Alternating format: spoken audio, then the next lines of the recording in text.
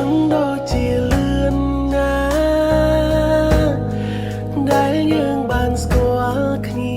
ព្រោះតែការស្រឡាញ់ពងងារយល់ចិត្តគ្នាហើយចងគ្រុំអមផ្សាំងអូនគឺជាកៅភ្នែកដែលបងមិនអាចខ្វាំងអូនគឺជាមនុស្សស្រីតែម្នាក់ដែលបងហ៊ានស្មោះស្ម័គ្រលូមរណាបើសិនមានថ្ងៃចុងក្រោយនៃផែនដីបងនឹងអបស្រីឲ្យជួបក្នុងហត្ថថាមនុស្សសំខាន់